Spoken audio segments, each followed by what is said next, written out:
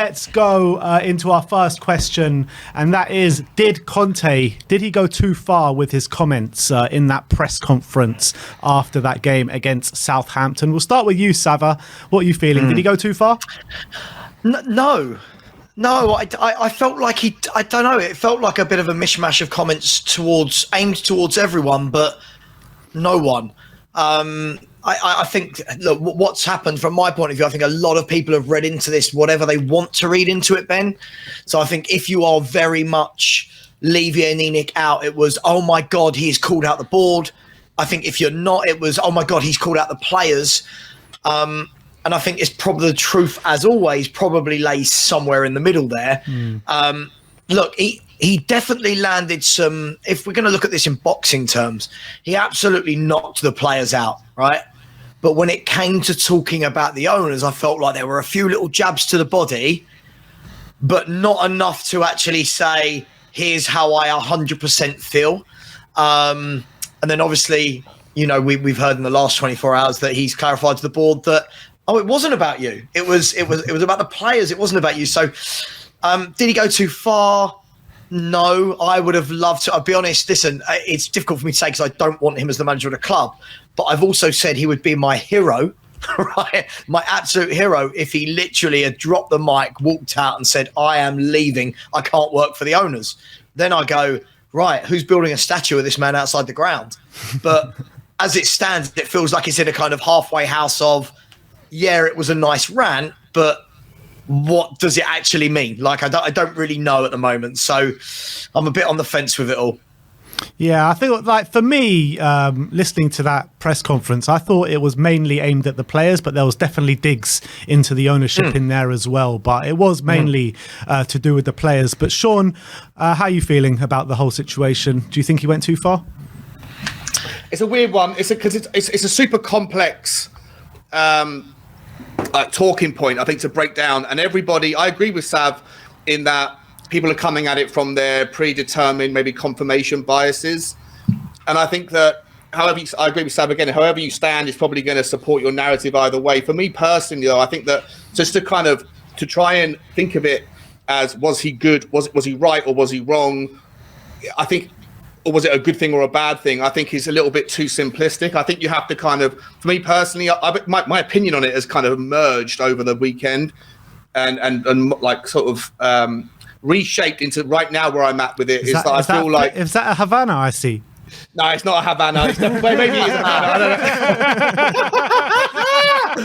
know. Flip-flop.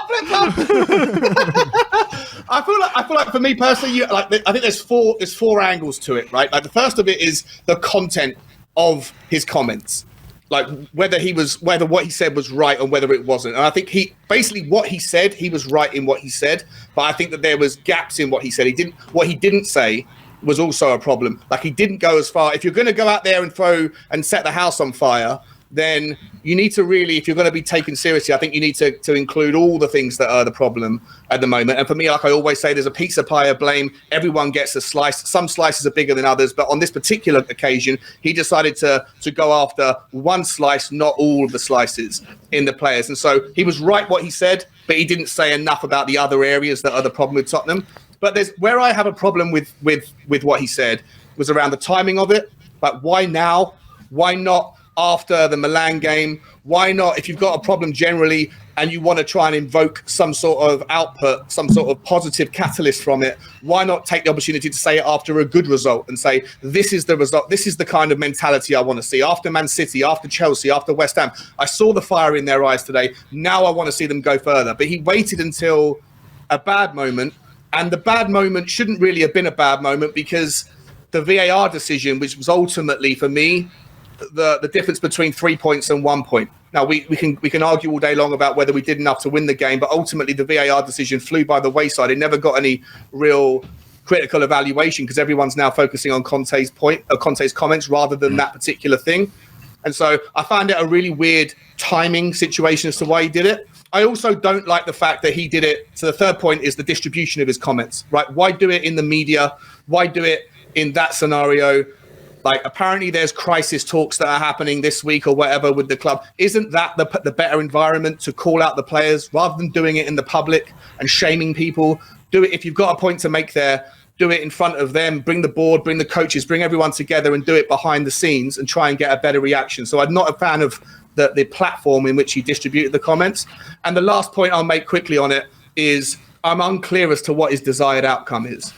Like, is it because he wants the sack, or is it because he wants some sort of like resurgence? He wants the players to fight back. And to me personally, you got the carrot or the stick. I think he's gone for the stick. Obviously, it's clear he's gone for the stick, but I'm not sure if you're criticizing the general mentality of the team, not like the individuals on the game. If he said, like, on this particular occasion, yeah, we were sloppy here, this player did this wrong or whatever, even if he isolated players or isolated the team for making mistakes in the moment, that's one thing. But to criticize the general 20-year thesis or ethos of a football club, players that have been, I'm sorry, I'm not sure, I've lost you there. The 150 players that have come through the system, and it's always the players that have got this problem. I'm not sure what outcome he's looking for, because I don't see any positives that are going to come from this.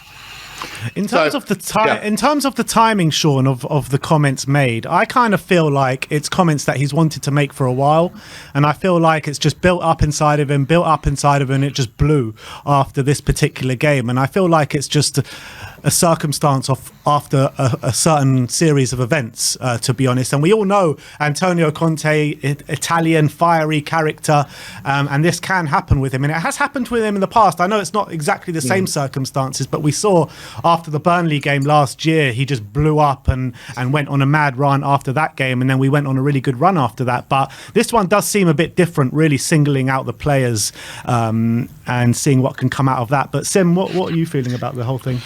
Yeah, for me, I think he was like, he's at his wit's end with the players and the culture of the club, and I think that he's seen when the going gets tough within the dressing room, that the players always tend to crumble. When you look at the boardroom, we bring in managers that want to win big things, but then we don't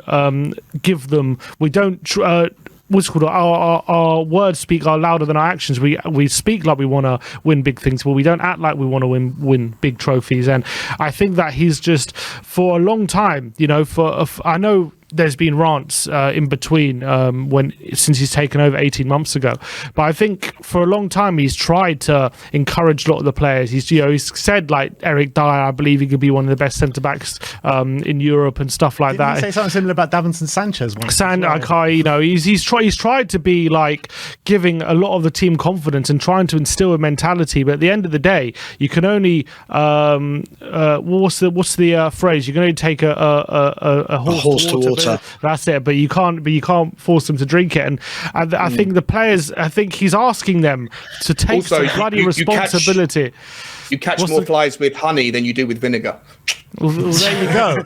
Perfect analogy. So we need more. So we say we need more honey. I'm not sure what I'm trying to say there. We're giving him too much vinegar. But I think it's about time these players stop throwing managers under the bus constantly and actually take some responsibility. That is what he's saying in his press conference. I think for me, time after time in big moments in this football club over the last few years, these players have not taken anywhere near enough responsibility on the football pitch. There is nowhere near enough leadership among this squad, and there's not enough desire to really dig in deep and fight for each other and leave everything on the football pitch. And I think he's calling out that kind of mentality where you could argue, some people argue that stems from the manager, but I think when I argue that. You can argue that, but when it's manager after manager and managers who have been successful with their methods at many, many, many other clubs and won big trophies, you got to start to question at what point is it not completely the manager's fault. And a lot of these players who have been here a long time have to take a large responsibility on the pitch about how they where their mentality is at and how much do they want to win. Conte has said apparently to some sources that he's really angry that a lot of these players in the squad that aren't as obsessed as he is about winning and aren't as drilled and don't have the mentality that winning is everything, and they're very happy being mediocre and they're happy. Isn't that his job, Sim? Isn't that what his job is for £15 million a year? Mm-hmm. right? If his job isn't to correct that mental aptitude issue, and his job is more aligned to just picking a tactic, picking a formation, picking a squad, and over time, we've seen that essentially nothing changes in that regard, right? He picks the same 3-4-3. He picks the same 11 predominantly, unless there's a fitness issue.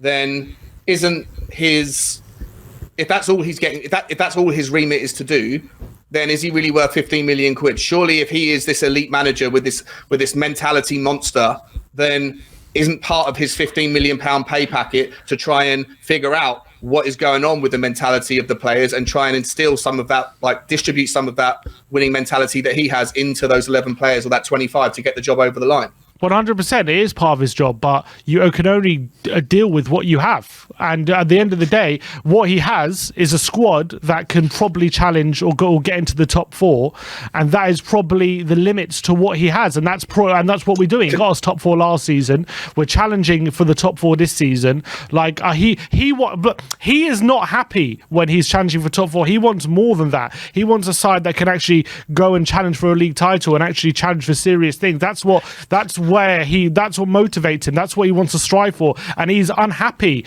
when the culture and the players around him and are not striving for the same thing. They're happy to be mediocre, and that has been the case. So I think this season he's getting increasingly frustrated at things that are holding us back. And I think what's holding us back is a lot of the quality and the mentality of this team. And I think he can only do so much. He's only human. Sim, There's only so much he can do. Let Sava come in here. Can I interject on that though?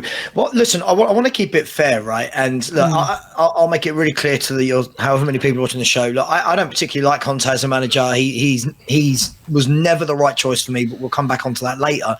But the key thing here is for me is when we're saying he can only do so much with these players, when you actually look at the games in the last 5 that we've not managed to win, there's no excuses. We're talking about Southampton that are bottom of the league, Sheffield United's B team, Wolves who were bottom 3 or bottom 4 at the time and hadn't won for how long and only scored like 9 league goals at home, AC Milan who get beaten week in, week out in Serie A, right?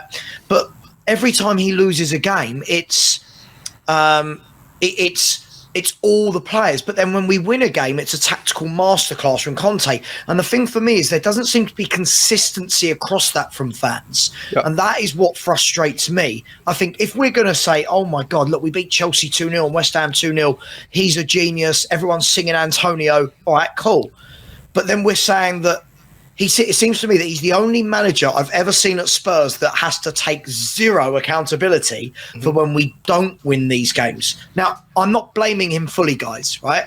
Mm-hmm. The fact that I don't like his style of football is I won't lie. I'm not going to sit here and lie that I do. I don't. Sean knows that more than anyone. I don't like his style of football. But there's been other managers I don't like their style of football.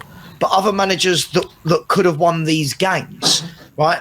But other managers that when they lost these types of games, right, got absolutely pelted by the fans, right? Jose, every time Jose lost a game like this, right, every time it was, he's a dinosaur, get out our club.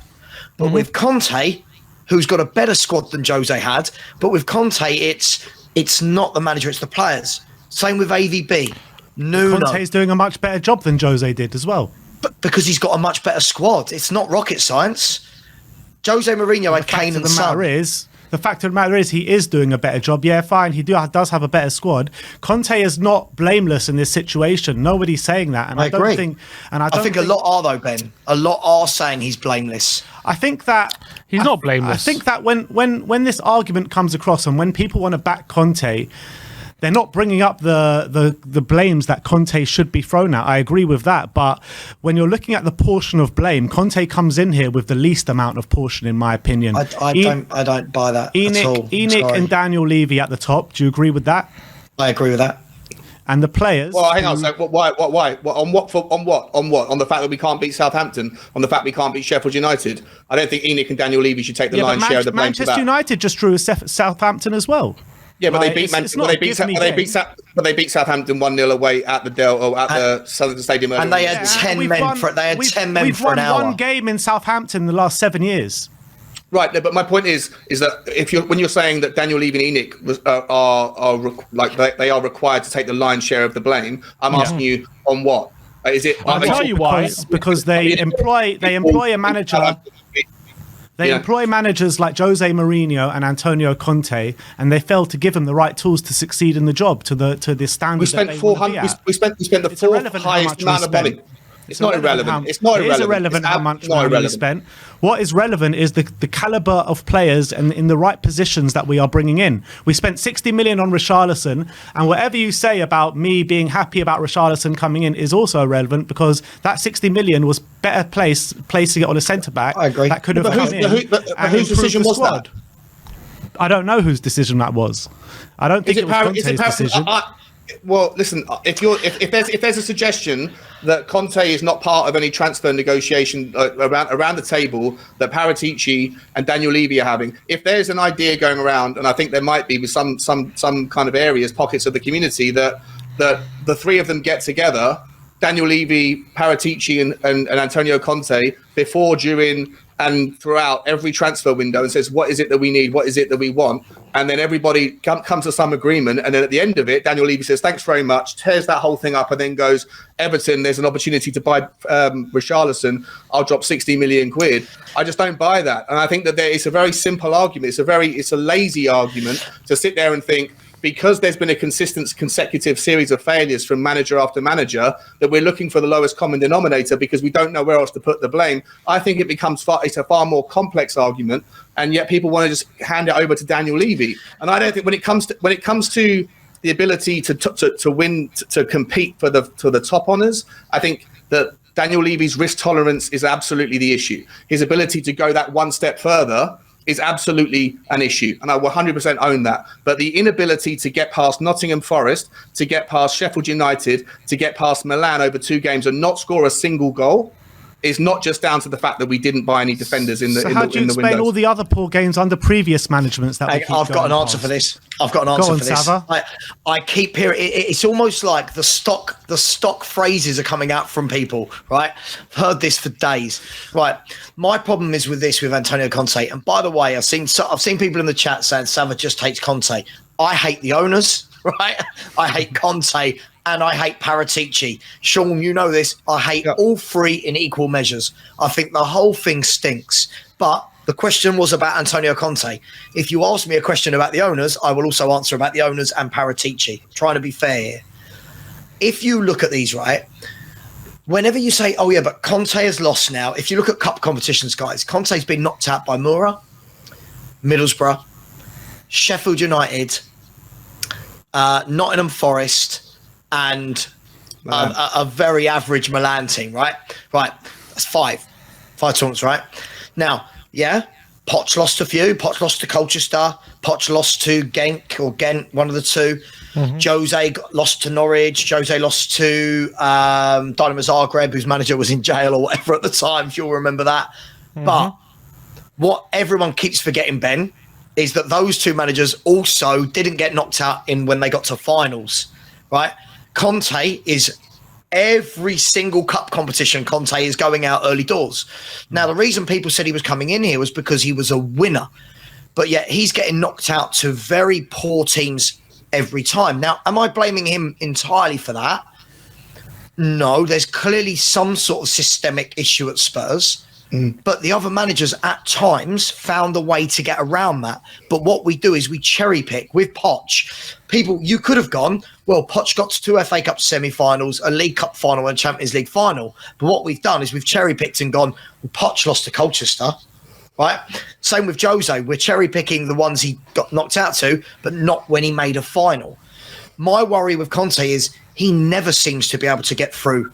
And he's got a better squad than Jose had. And Saba, this season was the easiest season ever because of the variance that occurs in cup competitions where you don't the luck of the draw, who you get pitted against, who your competition gets pitted against. This season offered up for us 3 different tournaments that turned out to have no real competition for anybody to get anywhere because of the way that the variance in the cup draws came up, and we got knocked out at pathetic stages of all of them. And that is down. It can't not be down to the manager. Yeah, I think and it's equal. He has to take criticism for that, for 100%, especially when Sheffield United are taking their B team. It doesn't mean that Conte is perfect. Obviously, in that game against Sheffield United, all of us wanted Spurs to go strong, play our best team, because we knew the FA Cup was an opportunity. The fact of the matter is, he's not judged by the hierarchy on his FA Cup performances. He's judged on getting top 4. That's the reality. So why wouldn't he rest players when in that kind of situation? But I don't agree. Like, the people that want him in are often the people that want the owners out. Right? Would you agree that there's like when it comes to like the agendas, if you like, for want of a better word, of people within the community, most often people that are Conte in are Levy out, and most often people that are Conte out are a little bit less stingent, less kind of like demanding with their Levy not out. me, Sean. I know you're nuke the whole system. Clear the ranks, mate. All of them. But the people come all, Savan. You come all. Absolutely. Yeah, go on. But the people that are defending Conte for the cup exits are the same people that blame Levy for the lack of trophies. So say that again, Sean. The people that are defending Conte, regardless of what's happened, irrespective of the unnecessary and ridiculous cup exits, are the same people that hate Daniel Levy for the lack of trophies. Yeah. So is there not like a complete contradiction in the opinion stance there that? If you're defending Conte and yet you're also upset about the lack of trophies, then why aren't you angry with Conte for taking the cups more seriously? And the argument that he's not judged on a trophy and therefore he had no pressure, or maybe even given like a nudge, wink, wink by Daniel Levy to rest players. I don't believe for a second that actually happened. The only people that judge Conte on winning a trophy is us as fans. That's the only people that judge Conte on not winning. Sean, I'm not saying he gets a nudge. I'm not saying he gets a nudge from Levy. You should rest players because we want you to get top 4. But he knows if he gets to if he wins an FA Cup and finishes 8th, or if he gets top 4 and doesn't win the FA Cup, which one's he more likely to keep his job? Getting top 4. So that's so he's going to have that in mind when he has that selection. He's going to he's got a big game on the weekend, which he did end up losing anyway. But he's got a game on the weekend in the Premier League, which he needs points to keep up in the top 4 race. He's got a game in midweek where he's playing a lower league opposition in the FA Cup. He's going to rest some of his players. We know Kane's been playing a lot. All these players have been playing a lot. So he's going to rest his players in view of trying to get back into, trying to have a better position in the top 4 race, because that's what his job really depends on. If he goes out in the FA Cup, the fans might be pissed, which we are pissed, and I am fuming that we didn't take the opportunity. But at the end of the day, that's not his remit. His remit is to get into the top 4 and get the Champions League money. That's his remit of the job, and that's going to play into his selection. So I don't think it's Levy calling up saying rest players, but I just think naturally it will. That's what he's talking. Maybe that's what he's talking about when it comes to the culture of the club. Okay, but if money is the overriding driver, then it's far more easy to find a quick 15 million quid by qualifying out of the Milan game into the quarterfinals. That's what you get for getting that extra qualification. And yet people will still defend Conte for the absolutely abhorrent substitutions that he made during that game, when we get Romero sent off and he doesn't bring on Danjuma and he takes off Decky for Sanchez, right? So people the same. Like I say, there's the same argument that the people that want to defend Conte and say that he can't do any wrong. And I'm not suggesting that you two are doing that, but there is an element of people that want to put that there's no slice of pie that goes towards Antonio Conte. They'll overlook that they'll remind everybody that the reason why the cups aren't important is because it's all about the money. Champions League money for getting into the last 8 is 25% of even qualifying 4th in the first place, and yet they won't criticise Conte for making that ridiculous decision when you're defending a 1-0 deficit in the Champions League. You go down to 10 men and you don't put on it. Sorry, you're going, Sab. Can I just ask a question, guys? For me, guys, I think what's happening here is it does very much feel that everything needs to be you're either in one camp or another, right? And if you say anything, so for example, I'm saying things about Conte now because we haven't talked about the owners yet, and I get, oh my God, you must be Levy in. It's like, this is ridiculous. You're allowed to think more than one thing. More than one thing can be true at once, right? Do I absolutely despise the owners? Yes. Does that mean I have to automatically then want Conte to be my manager at Spurs? No, it doesn't. Right? 2 things, 3 things, 1,000, 1,000,000 things can be true at once. My worry with all of this is I think what the rant on Saturday has done, I think it's good that he ranted. I wish it had been done in a more controlled manner and actually had a target. So if it had been about the board, have the press conference, have it aimed at the board, then don't retract it the next day when you meet with the board, right?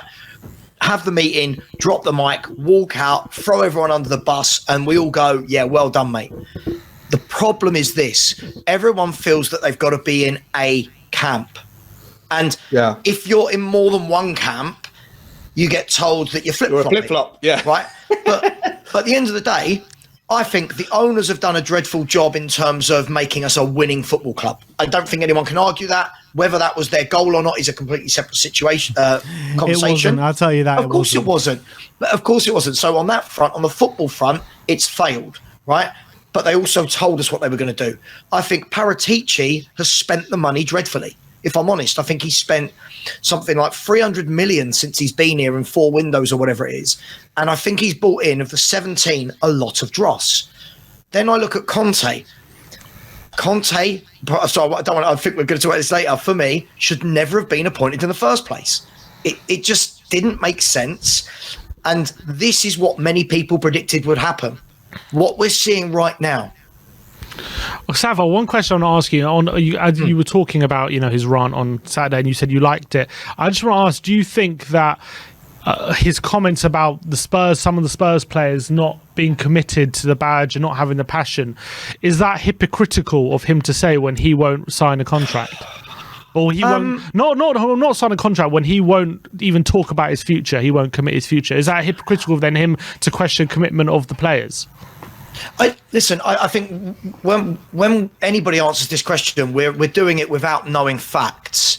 Yeah, we're all assuming, aren't we, that we're assuming that Levy's put a contract in front of him and the guy has said, no, I'm not doing this until the summer. But Sam, one thing is a fact, is that whenever he's asked about his future, he's always very coy and he'll never say anything. I agree. I agree. But he's always asking for patience as well. Of course, listen, I think that it goes down to a number of things. Guys, first and foremost, let me throw it back, right? The guy signed an 18-month contract. Mm-hmm. He signed an 18-month contract that was brilliant for both parties at the time. It was brilliant for Daniel Levy to take heat off himself after the whole Nuno debacle, and it was brilliant for Conte because there were no top jobs available, and Tottenham are coming along going, here you go, there's 15, 20 million a year. You don't even have to win anything. What a nice, easy job, right? But now everyone's going, oh, my God, we're going to get another manager in. It's like, well, yeah, the guy signed an 18-month contract. What did everyone expect, right? I don't think it's hypocritical. What I do think is that I think he's come into this club. I don't know how this keeps happening, but like Jose, and they've realised just how bad some of these players are. And they've realised that it's a bigger job that is not what they do. And what I mean by that, guys, is simple. There are managers that are build managers. Yeah, chuck in a manager, you go 4 or 5 years, go and build something. Then you have win now managers, right? Antonio Conte, for example, if he had joined this club when Poch finished second and couldn't get over the line, right? Conte would have been your guy. You're bringing him in with a great 11, saying sprinkle 3 or 4 players to the squad. Conte's going to win you something. Conte has joined Tottenham when we were a shambles, right? And now people are wondering, oh my God, Conte didn't realise the job he had on his hands. Well, yes, because he's not used to this. These pressures that he's under now to build, to develop poor players, isn't what he's used to. Last thing I'd say on this, guys, sorry for the rant. Last thing I'd say on this is, equally, when we talk about just back him and he's not being given the tools to do his job, with Tottenham, right? Mm-hmm. We have to, I know we all love our club and we all want to think we're amazing and we can get whatever player we want. We can't. The rumours coming out from the club, guys, and you guys speak to Danny Kiriakou. How you guys have him on the show. Danny will tell you. Yeah, exactly, right? Exactly, right? But Danny will tell you, and loads of people were saying in the summer, Conte only wanted Bastoni or Vardial, and if he couldn't get those two, he wanted to wait till this summer. Okay, that's great. But now I'm a realistic fan. Bastoni don't want to leave, right? And Vardy, when he does leave, is not joining Tottenham Hotspur. I don't want to break that bad news to people. He's the most sought-after defender in world football. He's not joining Tottenham Hotspur. He's going to go somewhere on 500 grand a week, like the Bernabeu, right? Or like the Etihad. So if that is Conte saying, these are the only two I want, wait till next year, this is what I mean. There's so much we don't know, but I think the whole thing's a mess. I don't know where I'm going with it, guys. I think the whole thing's a mess. Just a mess. On the comments, right? I know we've got to probably move on to the next topic. But the one thing I think would be clear to everyone is we don't know what the future holds. But in a situation as unlikely as it is, that he turns around in a week's time and there's news comes out saying he signed a new contract, then all of what he said on Saturday, everyone should get behind it, get on board it, and say it's an amazingly positive step, right? If he is someone that says, I'm calling this out, but I'm on board with the fix. My ambitions are up here. Tottenham Hotspur are here. The players are the mentality of the players is a problem, but I am behind the club. I'm going to get on board. Me and Daniel Levy have had a chat. I'm committing for the next 2.5 years. Then what happened on Saturday is going to be looked back on, reflected on as a wonderful thing. But if he doesn't, then it's just a parting shot that doesn't help anyone. And when he's calling players selfish, it's kind of a selfish thing in its own right. Can I ask, Sean, who's selfish? Because in all of this, I keep hearing it's the same players for the last 5 managers, which isn't true, right? If we really look at the squad, Kane and Son, yes, but are we saying Kane and Son are the problem? If not, you're talking about maybe 3 players. You're talking about 3 players. You're talking about Davis, Dyer, and who else? No, I think the selfish element of it had to be at the players that don't pass. It had to be aimed at the forward line, right? You think so? Yeah, I think so. Because the defensive players, I don't think are being selfish. I think they're just being incompetent. No, but it might be on the forward line.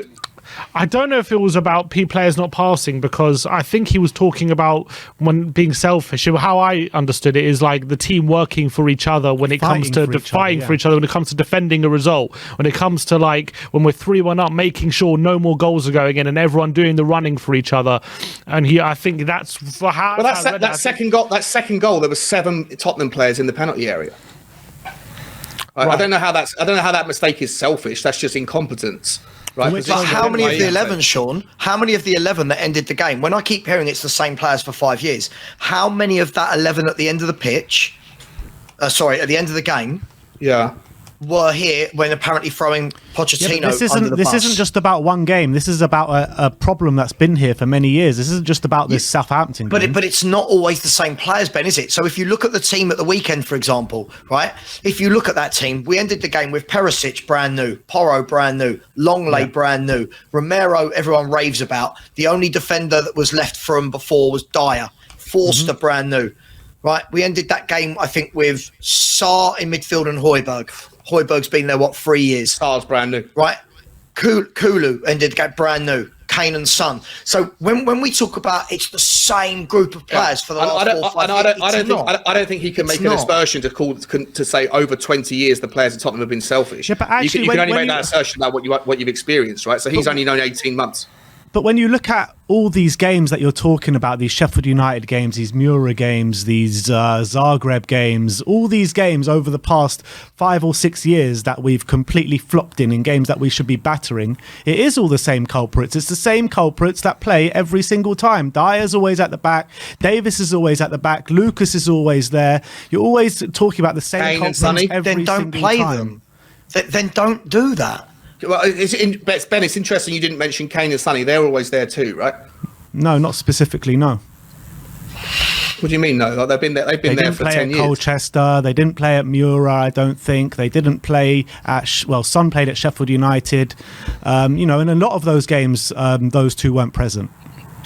But in the majority of the Premier League games where we underperform, they are always there. Yeah. So I know we're taking the extreme examples. In the Premier League, we're hitting our targets. We're in the top 4.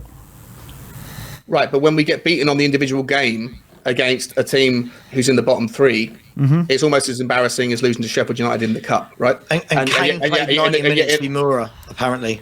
There you go. Kane played 90 minutes Kane against did Milan. play in Euro, he but scored, you know what yeah. I'm trying to say, though. Kane, a lot of those games, Kane didn't play in. I hear you, but okay, let me ask you a question then, Ben. What's the problem then? I think a lot of fans would accept this. Look, we've got very different opinions in this panel, right? Would you guys accept this? If we play Sheffield United then, or Nottingham Forest B team, right, and instead of putting out Dyer, Sanchez and Davis, we put out Charlie Sayers, right? You put out another young centre-half, Alfie Dorrington or whatever. You put out Niall John. You put out the kids and say, look, this really isn't our focus, but I'll tell you what, go on, kids. Go and play with passion, energy, drive. But he still does the same thing every game. Davis, Dyer, Sanchez, they still do it. Like, why not? Yeah, someone's put in the chat, Fagan Walcott. Why not do that? We're throwing Davies and Dyer under the bus for those games, but Davies and Dyer are also mainstays in the team that get us to fourth last season. I get annoyed by the distribution of blame. It's not always the defence. The reason why we got kicked out of the cup competitions is not just because we conceded more goals than we conceded a goal. It's because we didn't score any. We didn't score any, but yet the blame is always about the defence. And Davies and Dyer are good enough to take us to fourth last year. They're good enough to have got us to fourth so far this year. I don't accept, for me personally, I don't accept that it's just a lazy argument to always point to certain individuals, whether it's Daniel Levy, Davies or Dyer. I find it frustrating that certain elements of the Tottenham Hotspur ecosystem always get thrown under the bus and others get away with murder. Who's getting away with murder? I think Conte gets away with murder. I think Paratici gets away with murder. I think Sonny gets away with murder. I think Decky this season's got away with murder. I think Højbjerg doesn't get enough criticism. I think Perisic, I think that, there's the occasional fair amount of criticism right now. I think that, I just generally think that there's an overwhelmingly disproportionate amount of allocation of accountability, and I think everyone, like I always say, I said it already on the show, pizza supplier blame, everyone gets the slice, but it doesn't get it in equal measure as much as it should. I'd agree with that. Look, I think somebody in your chat has just made a wonderful point and said this conversation. And Levy, sorry, I forgot Daniel Levy out of that. This conversation alone. Levy, surely. Go on, Sava. Yeah, I was just going to say, this conversation alone, as somebody in your chat said, it just sums up our fan base, doesn't it? It sums us all up. We're all so torn. I think that I think this gets lost, right? I think there's so much need for everyone to be right and their own idea and ideology to be right. We all want success, right? Mm-hmm. I think we all acknowledge that we're nowhere near success. We all want success, but we've all got different ideas as to what is the breakdown to stop us getting there. At the end of the day, I'll go back to this. If you employ a win now manager, you have to be ready to win now. That is why I always said, guys, this was never ever the right fit, ever. And everyone just thought, oh my God, world class manager, cool. But look at the players he's had at other clubs. It's like bringing Pep Guardiola here. Yeah, do I love Pep Guardiola and his coaching? Sure. If he came to Tottenham, am I expecting him to win the league with Tottenham? No, I am not, right? No, we might play a bit better football, but I'm not expecting to win.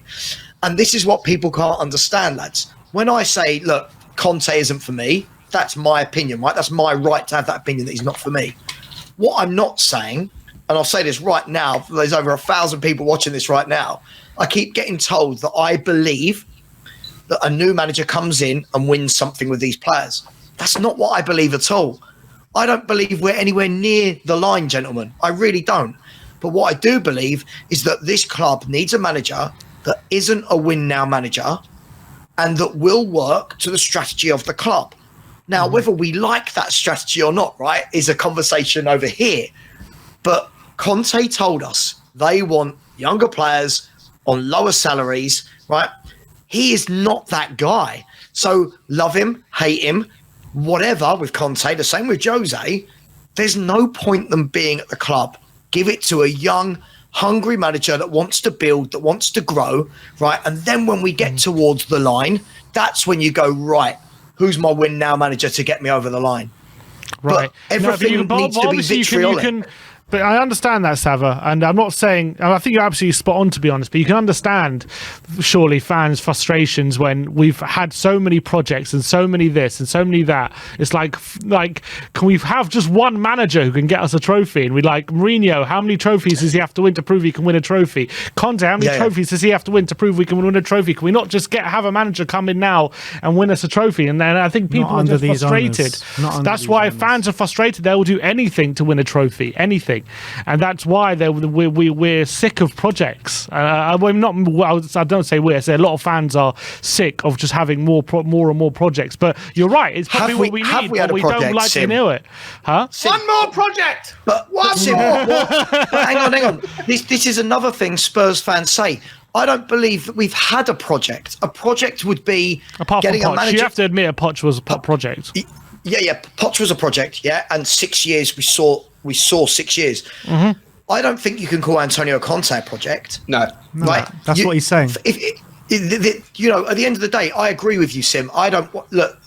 I'd look like people in the chat here might correct me. I'm having a laugh, going, "How much are Levy and co paying you to lower your expectations?" It's not lowering my expectations. It's the reality of where we arrive at. We are not. No manager's coming in and winning something immediately with this club. No manager. But what's the point in hiring managers that want Bastonis and Vardials and Lautaro Martinez's when they've got bigger options to go to? Mm-hmm. And it's a pipe dream, lads. It's a pipe dream when people say, pay the money, they'll come. Let's play a hypothetical game. You all let me know, right? But wait a sec, Trevor. Just aren't we signing the right caliber players in the Pedro Porros, the Cuti Romeros, the Dejan Kulusevskis, the Rodrigo Bentancurs? Aren't they the right caliber of players? The right, apparently not in the mentality, mate. Apparently not in the mentality, though, right? I believe so with those, yes. But the problem that is always being talked about is the backline, right? And apparently the biggest word in football, Conte wants the elite of the elite at the back. So let me play a hypothetical game with you, lads. Go on. Daniel Levy wakes up tomorrow morning, right, or in the summer and goes, you know what? I'm feeling really generous, right? Really generous. Paratici, go and put a £100 million bid in for Vardiol, who's got a £95 million release clause, right? We go and offer 100 million. Within 30 seconds, his agent is on the phone to Madrid, City, Liverpool, Chelsea, going, Spurs have just bid that and the club have accepted. All those big clubs are going, hang on, this is a bloke we could have in our backline for a decade. They're all going to go and bid, right? Now you're in a position where him and his agent are sitting there going, all right, you've got all these bids, right? Now, I'm not belittling Spurs here, but straight away he's going to go, which ones do you want to get rid of? Well, hang on, I've got Real Madrid here that win Champions Leagues for fun and La Ligas. I've got Man City here. Chelsea plough money into fit clubs for fun. I've got PSG here who chuck money for fun. He can go to a more successful club on better wages. Right. This is my point, in a nicer Sean. climate. Sean, this is my point. All day long. Yeah. Even if he went to talk to Spurs, that he's going to go, right, Real Madrid have offered me 500 grand a week. What are you offering? Spurs are going to go, well, Kane's on 200. We'll offer you 200. I don't understand how people think those players are joining Tottenham Hotspur. It's just common sense. You don't need those players though, right? I agree with you. But that's just what people have been saying, right? That Conte wanted Bastoni or Vardial or nothing. Yeah. Yeah, but that can't go on forever. Maybe that was the case last summer, but that can't go on forever. We need to keep going, and we need to keep going with the likes of the players I just mentioned in every position, pretty much. We can't just... He's calling out the mentality, those two players. It can't just be those two players. This is the problem for me about his comments about that. Like, there's a mentality issue at Tottenham. Is that Tottenham have an ethos. There is only one game plan, only one philosophy that is being repeated to us all the time. Is that we live within our means and that we sign players that are young and that are talented that we can sign on for later on. How can if it's not the physicality that is the issue, it's the mentality that's the issue, and that you need winners. The argument that Conte made about Man United go out and sign Casemiro, right? A born winner, pay 70 million quid for a 32-year-old or whatever it was. Tottenham aren't going to do that. Tottenham are only ever going to sign a 23, 24 or younger. How can you identify whether or not a player that is young and up and coming, that may have the physical acumen to be someone to look towards and think he's a top prospect. If you can't, how can you identify whether that player has a winning mentality? Like even in the medical profession, there is a million different experts in a million different areas of the physical body. You've got a podiatrist who's an expert just in the foot. You've got orthopedic surgeons. You've got hand people, chiropractors. There's a million different ways to be an expert in the physical body. There's very few when it comes to the brain, like psychologists and psychiatrists, because people don't understand how that thing works like they do the physical body. So how can you and me as Tottenham fans and amateurs and all that stuff, how can Tottenham Hotspur identify unproven players that have all of the potential in the world? How can they identify whether or not they have the mental attributes to become a winner? If that is what the gap is, if Conte's calling out the mentality issue, how can Tottenham, who have a thesis and a philosophy of buying young, unproven talent but with hot potential, how can they figure out whether or not those players are winners? I don't think it's just a mentality issue. As much as he's calling out the mentality, I think it's a bit of both, and that creates the problem. I think it's mentality and quality that is holding us back 100%. So you have an issue where the mentality stops us from winning games that we should, but as well we also have a quality issue. So even if the mentality isn't there, you don't have the quality to make up for it. Like if you're lacking quality, you need to leave everything on the pitch to make sure you get the result, and we don't even do that. So that means that leads to things like Southampton 3-3 or Sheffield United 1-0, because it's kind of a both kind of thing. And he even said this, I can't remember after what game it was. I'm trying to remember what game it was, but he said it a few months ago. He was asked about the mentality of the team. I think it was at a pre-match press conference, and he said if the mentality was the only issue, it would be easier to solve, he said, implying that there's a quality issue as well. Well, isn't that a flip-flop? Because on Saturday, he said, I don't want to talk about the tactics. Today's not about the tactics, which, by the way, I found incredibly convenient, because the one thing that he's responsible for, if not getting the best out of the players, is the tactics. But he wants to put that to one side. We were 3-1 up with 15 minutes to go. Yeah, and then he goes, today it's about a spirit. It's a mentality issue. It was. So, right. So 2 months ago, you're saying that he dismissed the problem. If it's just a mentality issue, I can fix it. And on Saturday, he never said there isn't a mentality issue. He just said if it was just mentality, that it would be easier to solve. It's something that he can solve, right? I guess so. If it was just, if it was just mentality, it would be easier to solve. He said. But on Saturday, he was moaning about the spirit, the mentality of the players. Why we didn't beat Southampton was mentality. Why we maybe didn't beat Liverpool at home is it should have been easy to have prepared for it. He was 3-1 up with 15 minutes to go. Why is that? I don't understand the contradiction. Why is that a flip flop? To no one, Sean. Why is that a flip flop?